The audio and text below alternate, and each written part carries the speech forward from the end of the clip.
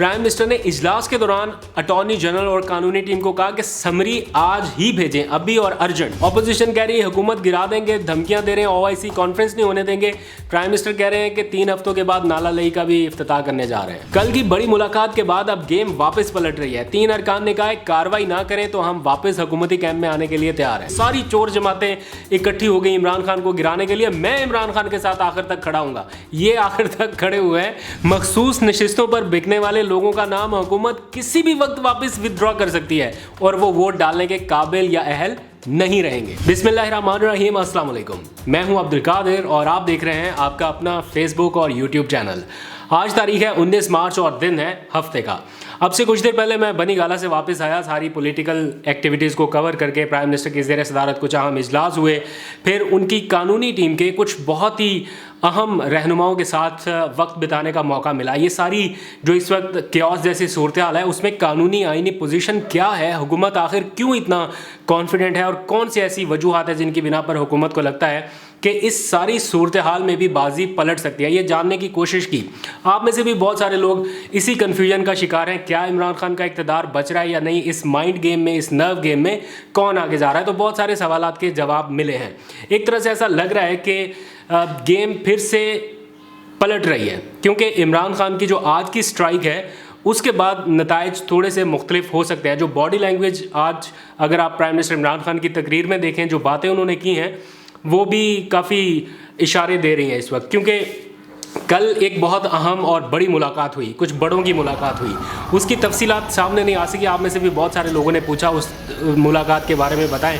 तो सच्ची बात है, मैं उन लोगों में से नहीं हूं जो आप लोगों को जानबूझ के गाइड करे। मैं ना तो कहीं टेबल के आसपास दाएं बाएं छुप के कहीं बैठा था और ना ही ऐसी मुलाकातों की कोई तफसील सामने आती है, इसलिए मैं कासिर हूँ उसकी इनसाइड स्टोरी देने से। लेकिन ये ज़रूर है कि मुलाकात हुई है और ज़ाहिर बात है इस सारे मामले के ऊपर कुछ ना कुछ तो पेशरफ्त हुई है। वज़ीर आज़म इमरान खान ने आज अपनी तकरीर में कहा कि मैं आज आपको बता रहा हूँ, आप तारीख नोट कर लें कि जैसे जैसे तहरीक अदम एतमाद का दिन करीब आता जाएगा, यानी वोटिंग का दिन करीब आता जाएगा, तो बहुत सारे नाराज़ अरकान वापस हुकूमती कैंप में आ जाएंगे। और उन्होंने कहा कि मैं बेनिफिट ऑफ डाउट देता हूँ इन लोगों को कि ये वापस आएंगे।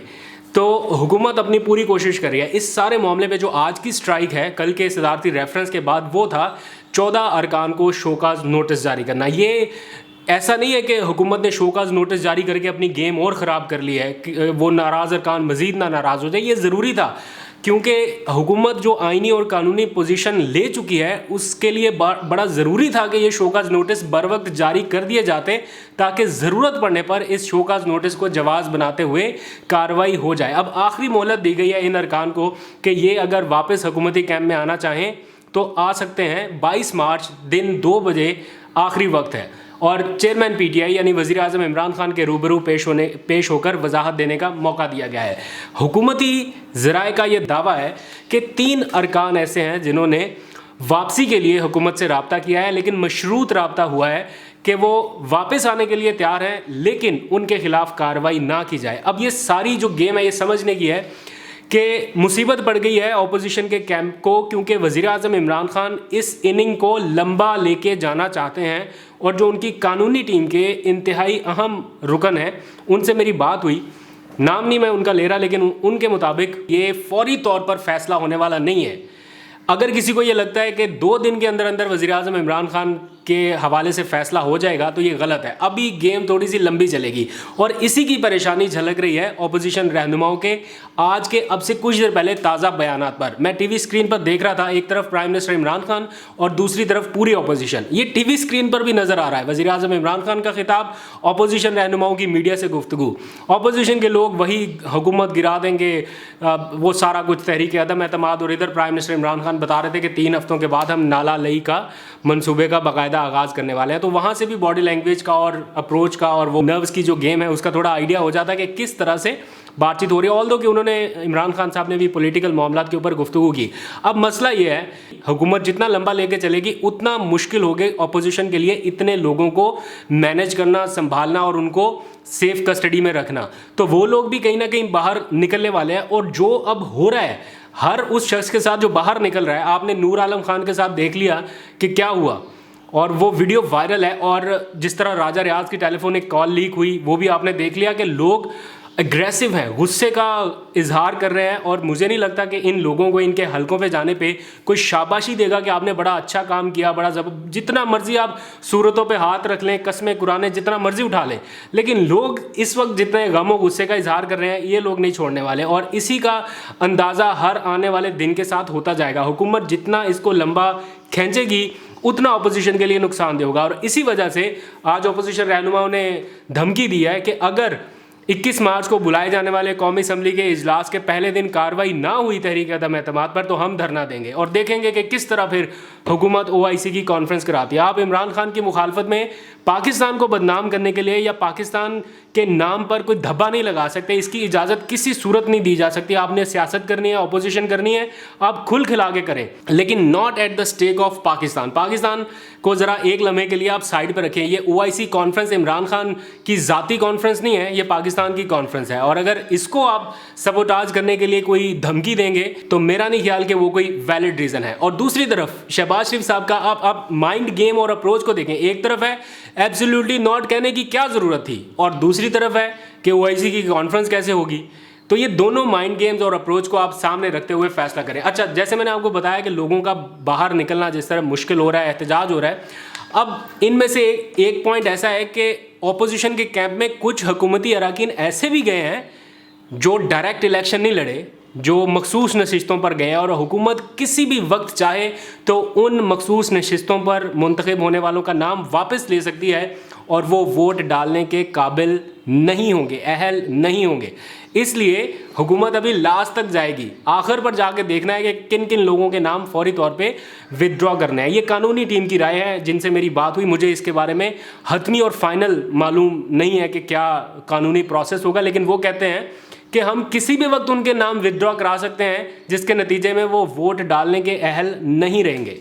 और दूसरा ये कि ऐसे मखसूस नशिस्तों पर लोगों को असम्बली में लाया गया जिनका कोई नामो निशान उस तरह से था नहीं। मतलब इमरान खान के सिर्फ एक इशारे पर लोग मखसूस नशिस्तों पर असम्बली में पहुंचे। कुछ लोग मेहनत करके, कोशिश करके, जद्दोजहद करके भी असम्बली तक नहीं पहुंच सके, इतनी कुर्बानियां देने के बावजूद भी नहीं पहुंच सके, और कुछ लोग हैं जो एक चुटकी में कौमी असम्बली के ऐवान में पहुंचे। कुछ लोग हार के भी इमरान खान के साथ खड़े हैं, उसमें से एग्जाम्पल आप देख लें उस्मान डार की, वो इलेक्शन हार चुके बट स्टिल इमरान खान के साथ खड़े हैं।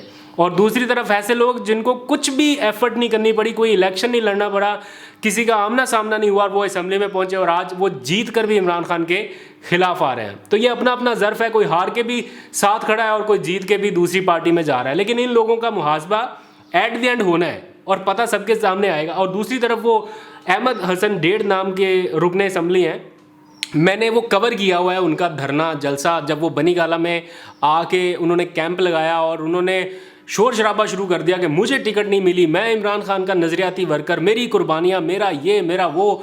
और उनका लेटेस्ट क्लिप आप देखें जब उन्होंने वो मज़ाकरात के शो में आके कहा मेरा जीना मरना सब कुछ इमरान खान के साथ है, ये सारी चोर जमातें इकट्ठी हो गई इमरान खान को गिराने के लिए, मैं इमरान खान के साथ आखिर तक खड़ा हूँगा। ये आखिर तक खड़े हुए हैं दूसरे कैंप में जाके जब मुश्किल वक्त आया।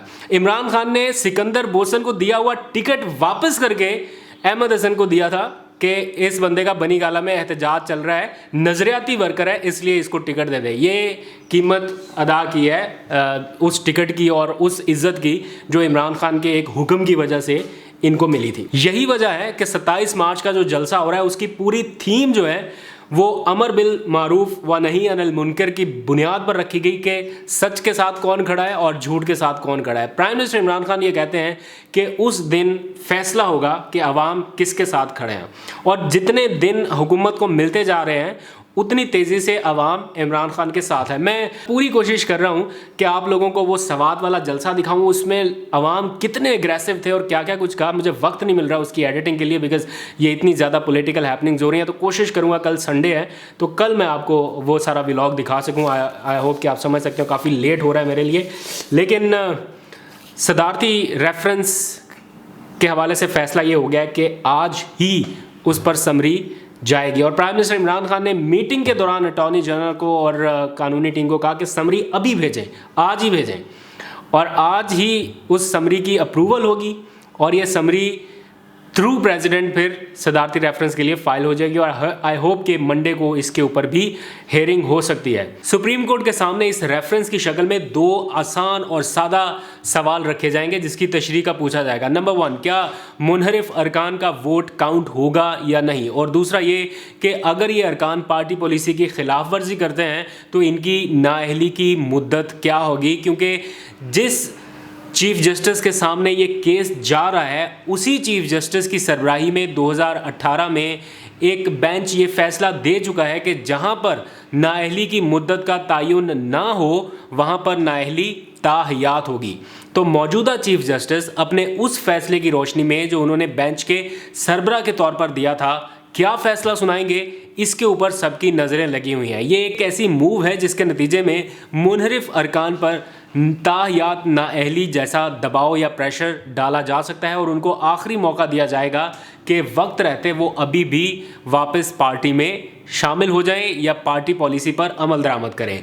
दूसरी तरफ मैंने कल भी आपको बताया था, परसों के व्लॉग में भी बताया था कि इस वक्त जो परेशानी की बात ये नहीं है कि हुकूमत के अरकान मुनहरिफ होकर दूसरी साइड पे जा रहे हैं, क्योंकि इनको टैकल करने के लिए आइनी और कानूनी ऑप्शंस हुकूमत के पास मौजूद हैं।